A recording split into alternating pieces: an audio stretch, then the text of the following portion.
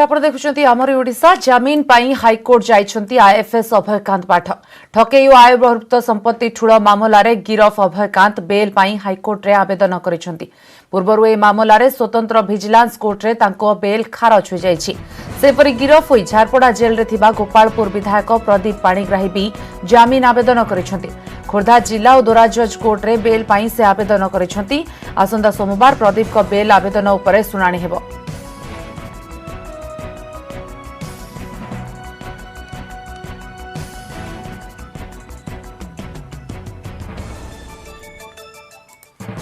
ଜାମିନ ପାଇଁ ହାଇକୋର୍ଟ ଯାଇଛନ୍ତି ଆଇଏଫଏସ୍ ଅଭୟକାନ୍ତ ପାଠକ। ଠକେଇ ଓ ଆୟ ବହିର୍ଭୂତ ସମ୍ପତ୍ତି ଠୁଳ ମାମଲାରେ ଗିରଫ ଅଭୟକାନ୍ତ ପ୍ରଥମେ ସ୍ୱତନ୍ତ୍ର ଭିଜିଲାନ୍ସ କୋର୍ଟରେ ଆବେଦନ କରିଥିଲେ, ଯାହା ଖାରଜ ହୋଇଯାଇଛି। ପରବର୍ତ୍ତୀ ପର୍ଯ୍ୟାୟରେ ସେ ଏବେ ହାଇକୋର୍ଟରେ ଆବେଦନ କରିଛନ୍ତି ଜାମିନ ପାଇଁ। ଅନ୍ୟପଟେ ପ୍ରଦୀପ ପାଣିଗ୍ରାହୀଙ୍କ କଥା ଯଦି କହିବା, ସେ ମଧ୍ୟ ଜିଲ୍ଲା ଦୌରା ଜଜ୍ କୋର୍ଟରେ ବେଲ୍ ପାଇଁ ଆବେଦନ କରିଛନ୍ତି, ଯାହାର ଶୁଣାଣି ହେବ ଆସନ୍ତା ସୋମବାର ଦିନ।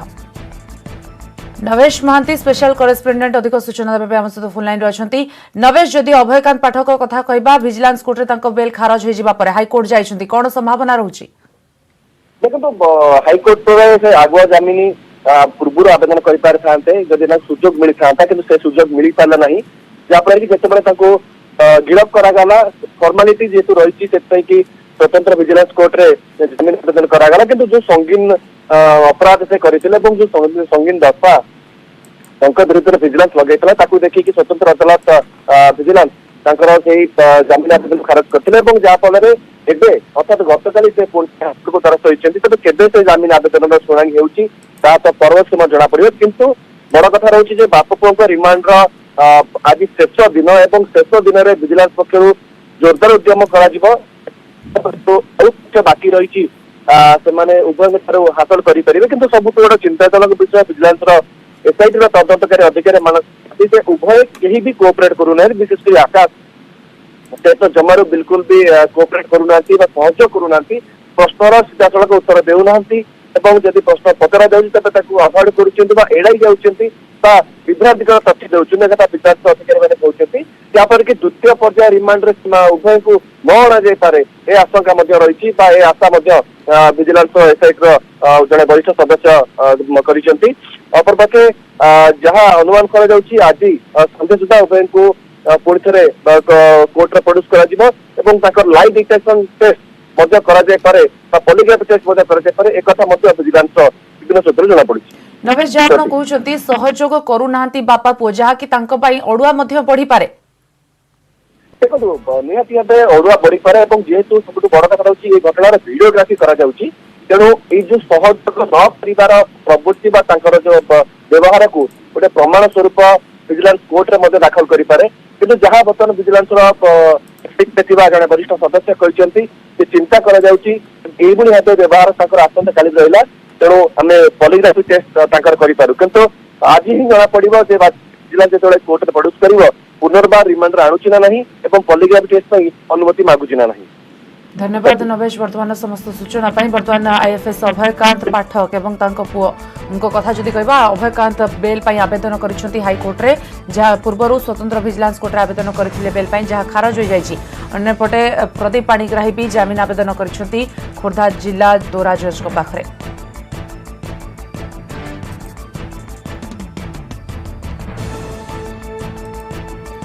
सुमंत सुंदर अच्छी आम सहित ईडी ऑफिस सम्मुखें पाख जा। सुमंत, जदि अभयकांत पाठक और पुओ कथा कहबा जदि अभयकांत कथा कहबा से हाईकोर्ट रे आवेदन करिसेंती जना पड़िबो बेल मिलिबो नाही। जदि आमे प्रदीप पाणिग्राही कथा कहबा से खोर्धा जिला दौरा जज रे आवेदन करिसेंती जोटा कि सोमवार शुणाणी हेबो एवं संभावना केते रहउची तांको पई बेल मिलिबार। अन्यपटे जो दफा गुड़िक लागिछि एवं ईडी तरफ जहाँ बर्तमान कार्यानुष्ठान नियाजिबो खोलताड़ कराजिबो, कोन अधिक सूचना अछि नि? आम जब ईडी पार्ट को जीवा जे ईडी गतकाली जो भाव में गोटे गुरुत्वपूर्ण भाव में चिट्ठी लिखी सब रजिस्टर ऑफिस एवं रही जो बैंक रही तेणु बैंक को चिट्ठी लिखी ईडी प्रवर्तन निर्देशालय जे स्पष्ट भाव में चिट्ठी उल्लेख रही जे जो माने जो बेनामी जमी बा नामी जमी कारबार रे संपृक्त अच्छा सोरडा एवं ब्रह्मपुर गंजाम रे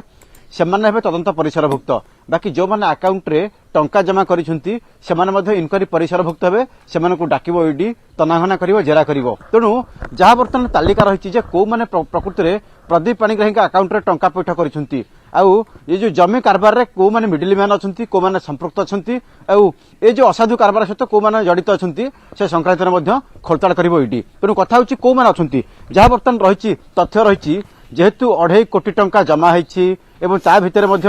ପ୍ରଦୀପ ପାଣିଗ୍ରାହୀ ଆକାଶ ପାଠକଙ୍କୁ ଟଙ୍କା ପଠାଇଛନ୍ତି 55 ଲକ୍ଷ ଟଙ୍କା ତେଣୁ ସେ ସଂକ୍ରାନ୍ତରେ ଖୋଳତାଡ଼ କରୁଛି ବା ଆର୍ଥିକ ଦିଗକୁ ତନାଘନା କରୁଛି ପ୍ରବର୍ତ୍ତନ ନିର୍ଦ୍ଦେଶାଳୟ କିନ୍ତୁ ଯାହା ବର୍ତ୍ତମାନ ତଥ୍ୟ ରହିଛି ଯେ ଯୋଉ ବ୍ୟାଙ୍କକୁ ଚିଠି ଲେଖିଛି ଇଡି ତେଣୁ ଆଇସିଆଇସି ବ୍ୟାଙ୍କକୁ ଇଡି ଗତକାଲି ଚିଠି ଲେଖିଛି ଏବଂ କଥା ହେଉଛି ଯେ ଗତ ବର୍ଷ ପ୍ରଦୀପ ପାଣିଗ୍ରାହୀ ବାର୍ଷିକ ଆୟ ଦେଖାଇଥିଲେ 10 ଲକ୍ଷ ଟଙ୍କା ତା ଭିତରେ ଆଇଟି ରିଟର୍ଣ୍ଣ 10 ଲକ୍ଷ ଟଙ୍କା ଆୟ କରିଛନ୍ତି ଏବଂ ଏ ବର୍ଷ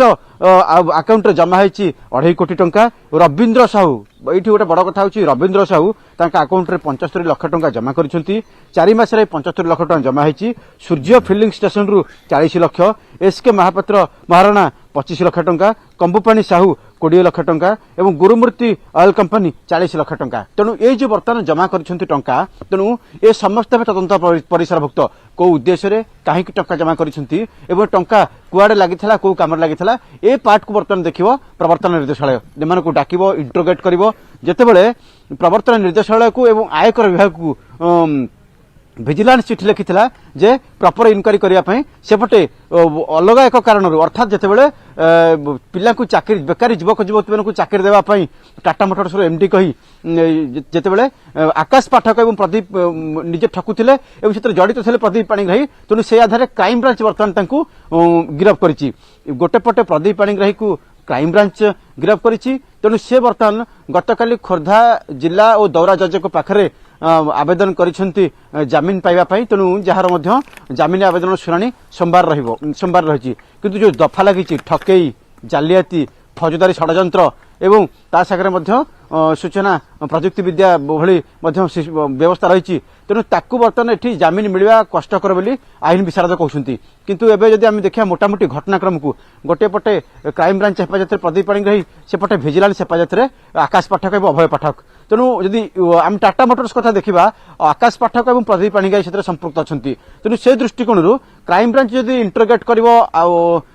रिमांड रे नेकी प्रदीप पाणिग्राही की आकाश पाठक को रिमांड रे से व्यवस्था करिवो एवं तार मध्य प्रोसीजर होची जे क्राइम ब्रांच आयो लेटर एवं प्रेयर रिक्वेस्ट करिवे विजिलेंस आय को एवं जेतले विजिलेंस स्वतंत्र कोर्ट अनुमति देबे तापर सेतेबेले से रिमांड रे नै परिबो क्राइम ब्रांच परवर्ती सेही समय रे मध्य समय रहिछि ईडी पाखरे प्रवर्तन निर्देशालय जे अछंती एडिशनल डायरेक्टर तांकर कहबा कथा होची जेतेबेले से आसीबे रिमांड रे सेतेबेले से मध्य प्रे करिवे बा चिठी लिखि अवगत करेबे क्राइम ब्रांच को जे आमको दिया जाऊ एवं विजिलेंस को एवं क्राइम ब्रांच को अवगत करेबे जे कथा दिग जति कहबा सुमंत अनेक आगो को जीव एवं परवर्ती पर्याय रे आहुरी खोलताड़ हेले जणा पड़िबो ए घटना सहित एवं ए जो रहिचंती 3 जण वर्तमान मुख्य तांको सहित आउ के माने संपृक्त अछंती एवं गोटिए परे गोटिए गुमर धीरे धीरे खोलिबार लागिछि बहुत बहुत धन्यवाद वर्तमान समस्त सूचना पई सुमंत आपन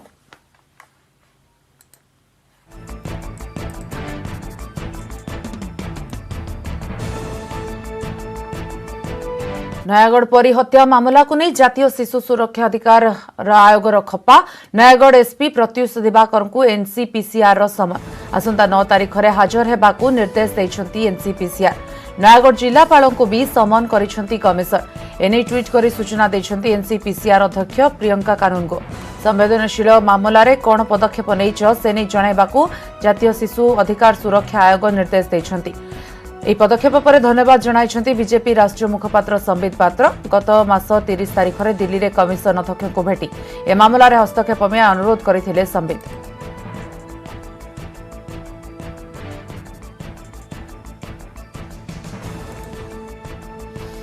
सरकार कहउछंती समाधान बाट चिन्हट होईची आज पुणी चाषी आलोचना पर सबकिछि शांत पड़ किंतु सेपटे जिद रे अटल चाषी आसंता 8 तारीख अर्थात मंगलवार सारा देश में बंद डाकरा देइछंती कृषक दिल्ली सबु प्रवेश पथ को बंद करने सह देशर सबु टोल गेट रे पिकेटिंग करिवे यातायात संपूर्ण ठप करदेवे बोली चेतावनी देइछन्ति कृषक नुआ कृषि आईन प्रत्याहार दाबी 10 दिन में पहुंचलानी कृषकों महागर्जन कृषक प्रतिनिधि दुई थर सरकार आलोचना करथिले भी समाधान बाट बाहरुनी कृषक किंबा सरकार केही कहा पोजिशन रु पछ घुंचा देबाकू नाराज थिबा बेले आज पुणी बसिबो बैठक ता पूर्व मंगलवार भारत बंद डाकरा को देइछन्ति विभिन्न कृषक संगठन उत्तर भारत आरंभ होइतिबा कृषकों महागर्जन दिल्ली चलो रैली एबे सारा देश को व्यापिलानी सरकार को निद हजिलानी गुरुवार विज्ञान भवन बैठक में विभिन्न कृषि संगठन 34 प्रतिनिधि को डकाई कृषि मंत्री नरेंद्र सिंह तोमार रेलमंत्री पीयूष गोयल शिल्प राष्ट्रमंत्री सोम प्रकाश 7 घंटा आलोचना करथिले किंतु बैठक बेले कृषक प्रतिनिधि सरकार आयोजन करथिबा मध्याह्न भोजन से ग्रहण करि नथिले एपरिकी चा पानी भी छुई नथिले निजे नैथिबा खाद्य खाइथिले सेमाने जहा सूचाई देथिला कृषक माने सेमानक जिद्रे अटल अछंती।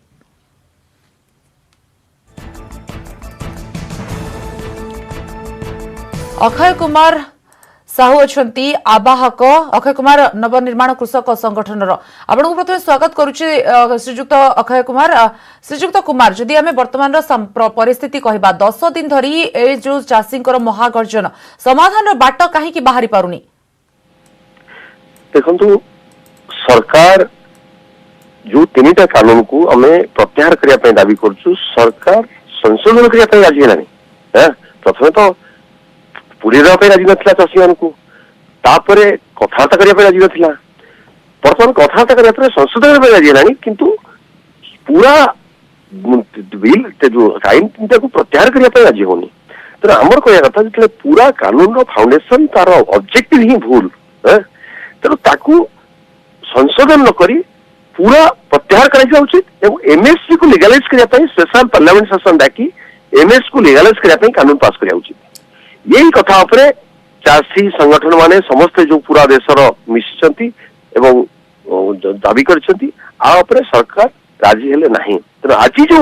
बैठक बसुची जदि ये बैठक रे कौन निष्कर्ष न आला ता निश्चित भाव आंदोलन बहुत तीव्रतर हम आमर कल दिया सारी जे 8 तारिख दिन ओडिशा बंद हम आज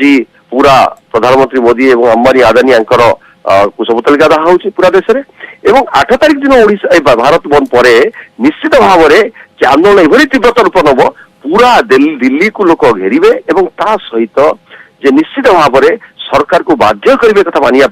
नचेत सरकार संगठित जनमत आगे हार मानिबा को निश्चित भाव मजबूर हो। श्रीजुक्त कुमार सरकार दुई थर बैठक करलेनी समाधान बाट चाहूछंती एवं आलोचना को मध्य डाकिछंती आलोचना हेउची कोठी असुविधा रहउची कोन दुई जण निज निज जिद्रे अटल रहिछंती दुई पक्ष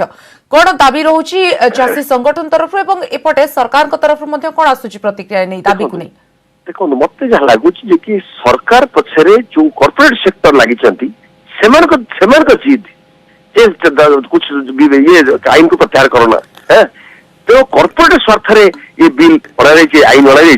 तेणु से जिद धरती प्रत्याहार कर न जाऊ तेणु सरकार आज होना चाषी मैंने जिद धरी ना चाषी मैंने गोटे कथा जोटा जस्टिफाइड से कथा कहते चाषी मैंने जो कथा न्यायोचित से कहते जदि ये बिल ये आईन आगु को बढ़ कार्यकारी हम निश्चित भाव में चाषी हाथ तार समस्त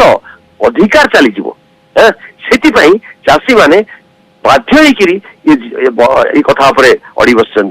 चाषी जिद धरनी गोटे कौन पॉलिटिकली राजनैतिक रूप से जिनस कृषक आईन कथा कहबा बर्तमान जो केंद्र सरकार तरफ आईन करा जाउची नुआ कृषक आईन से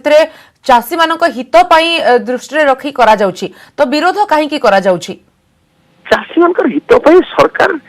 चाषी को ना रे कॉर्पोरेट हित कौ चाषी संगठन दाबी करथिला ए 3टा कानून आनिया कोरोना समय कई तो दाबी तो करनथिले जे चाषी हित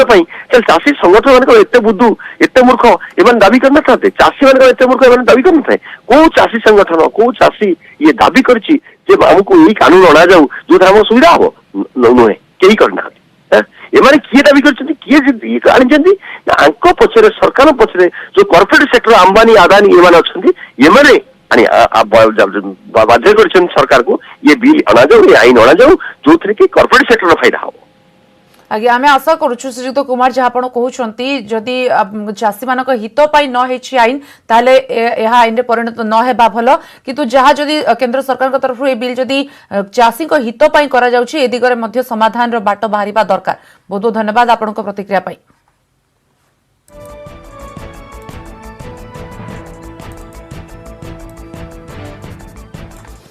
अन्य खबर को आसिबा जाजपुर दानगदी फांडी अंतर्गत बाळुंगा बंदी गाँव में रास्ता काम को नहीं गाँवर दुई गोष्ठी मध्य रक्ताक्त संघर्ष जो दुई गोष्ठीर 7 जन आहत होती। आहतों भितर 3 जनक अवस्था संकटापन्न थिबारु सेमानकु कटक बड़ मेडिकल को स्थानांतर करा जायछि। गाँवर रास्ता काम निम्नमान रहितिबा अभियोग करी गोटे गोष्ठी याकु विरोध करथिले अनेक गोष्ठी यार प्रतिवाद करिबारु गंडगोल होइतिला। याकु नै दानगंडी फांडी रे दुई गोष्ठी लिखित अभियोग करिसंती। पुलिस बाळुंगा बंदी गाँव में पहुंची घटनार तदंत करुछि।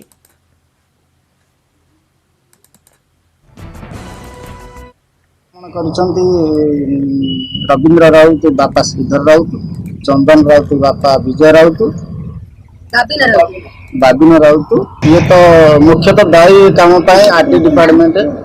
जो माने कि नियम मान काम को प्रश्रय दौ जेहेतु गाँव 30 ରୁ 40 लोक आदिवासी विरोध कले जहाँफल गोटे मिछ अभियोग आनी थाना कले जे आमको चांदा मागुन आम कम को विरोध कर तेणु थाना को जो थाना को डाकिले आम आसिलु थाना को कहले तुम इलीगल वे कंप्लेन कर कंप्लेन करके तुम आरटी डिपार्टमेंट को जना कलेक्टर जना किंतु आईन को हाथ दिन ना घटना है मो पु रास्ता काम बाळुगांधी रास्ता खराब है मो पु रास्ता काम विरोध कला कहला एमती काम हो पारे खराब कर रास्ता कहीं खराब बंद कलु से आसिक मो पु को मारधर कर मारधर कर फांडी जहाँ मो पु मेडिकल जाइए फांडी जहाँ फांडी वाला जहाँ राज्यर युक्त 2 कॉलेज कैंपस को विशोधन और सफाई करने को निर्देश सबु सरकारी और घरोई कॉलेज अध्यक्ष मानक निर्देश जारी होईछि। उच्च माध्यमिक शिक्षा निर्देशालय निर्देशकों पक्षरु ए निर्देश आसीछि। लैबोरेटरी क्लासरूम शौचालय प्रस्तुत रखा कहुଯାଇଛି। एनी सप्ताह भितर रिपोर्ट देवाकू निर्देश रहिछि।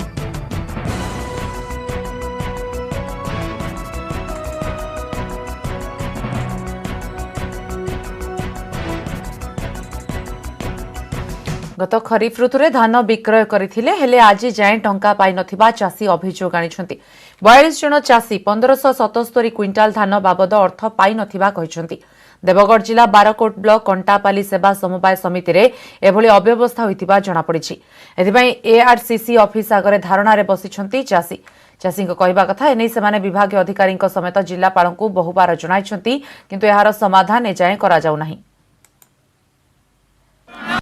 गत वर्ष ठारू समवाय समिति को चाषी तार अमल करथिबा धान दे सारछि मात्र आज पर्यंत से पैसा पाई पारि नहीं। एने जिला विभागीय प्रशासन समेत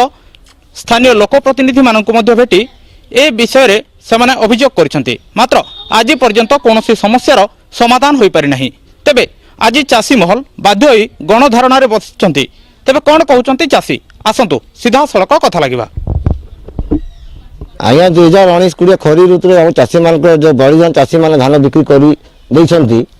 जोटा कि वर्ष पैसा पाई न पारी। गत 2019-20 सरकार गाइडलाइन अनुसार मार्च 31 तारीख बंद हवा कथा मंडी किंतु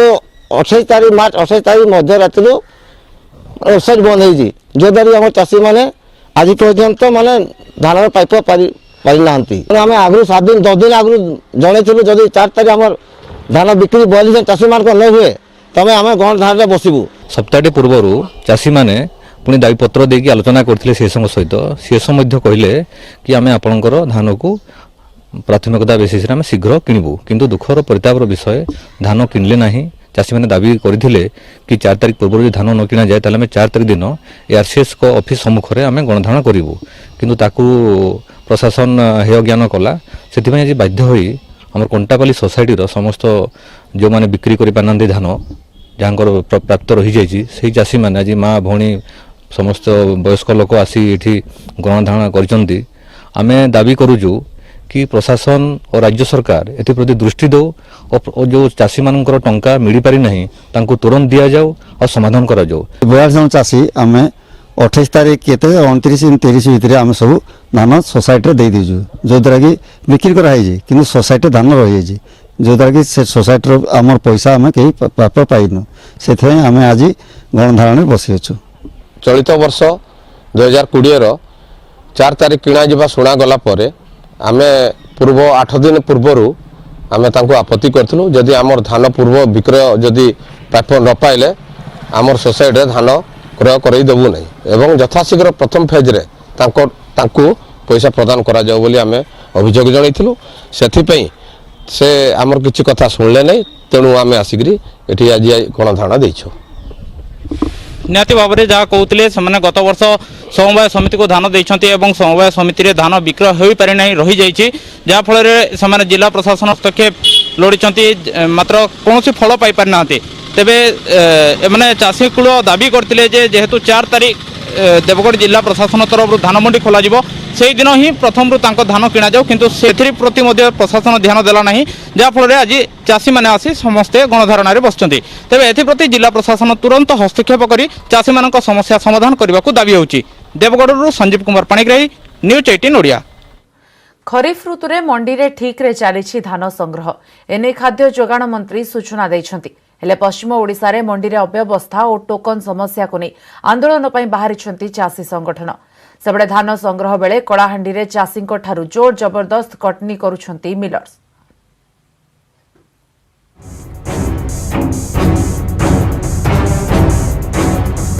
राज्यर विभिन्न मंडी रे चली खरीफ ऋतु पई धान किणा एपर्यंत 4109.66 मेट्रिक टन धान संग्रह हो सारानी बोली सूचना देइछंती खाद्य जोगाण मंत्री रणेंद्र प्रताप स्वाई। ट्वीट करी मंत्री कहिछंती कि मोट 7,33,665 जन को टोकन दिया जायतिबा बेले 544.87 कोटी टंका चाषी मानक खाता को प्रदान करने को व्यवस्था करा जायछि। सेपटे किंतु धान क्रय प्रक्रिया रे टोकन व्यवस्था को जिला स्तर रे करिबा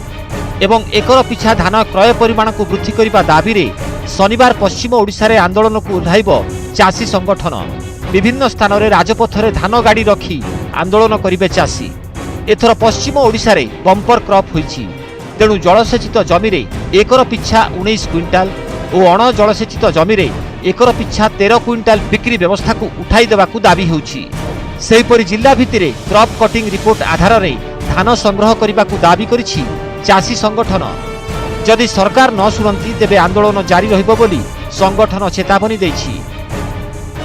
आंदोलन जेन ये अच्छे आम कौन राजनीतिक व्यक्तिंकर संगे आलोचनार माने सुजोग भी नहीं सरकार निजे निष्पत्ति नेबाके पड़वा जेन माने नीति प्रणयन भुवनेश्वर रे करूछन सेमान को ही सही ब्यूरोक्रेट्स और सही जेन पावर सेंटर बोलछन तांकू निष्पत्ति नेबाके पड़वा अन्य कारी संगे कथा ना।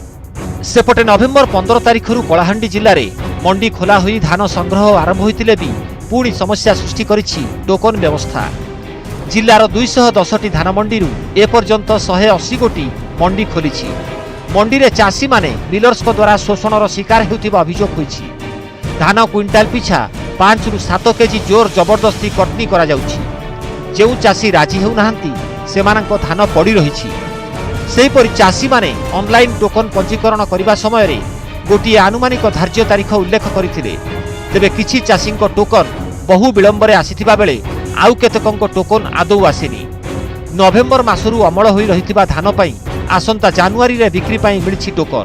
एमिति कि जेउ चाषी धान अमल करिनाहांती तांकु एई मासरे बिक्री पई मिलिछि टोकन। एभली अव्यवस्था चाषींक समस्या को द्विगुणित कर दैछि। टोकन तो हमके नहीं मिलबा टोकन जानुआरी रे ही गला हमर धान सब रेडी अछि नवेम्बर के हमर धान रेडी ही गला तो जानुआरी के थिबा द्वारा हमें बिकी नहीं पाबा धान आगे पेन वर्षा जदि काले ही जीवा खोला के किछु धान पेन वर्षा जदि ही जीवा बेले धान नष्ट ही जीवा आज्ञा तो हमें गवर्नमेंट के अनुरोध करूँ ये टोकन का व्यवस्था हमके जल्दी कले ठीक हेता। धान काटी कर तो सार 15 दिन खणे हला खोला न पड़ी आज्ञा टोकन आसला बेले मुई धान बिकबी बोलछे सार आके टिके टोकन आसो। गोटे पटे सरकार कहउछंती कि धान मंडी रे सब व्यवस्थित होईछि ठीक ठाक चलीछि किणा बिका प्रक्रिया हेले अन्य पटे अनेक स्थान रे मंडी एवं टोकन व्यवस्था रे समस्या उपजुथिबा कहिसंती चाषी। कलाहांडी अंशुमान पात्र संबलपुर कैमरामैन कृष्णचंद्र परिडांक सह त्रिविक्रम प्रधान न्यूज 18 ओडिया।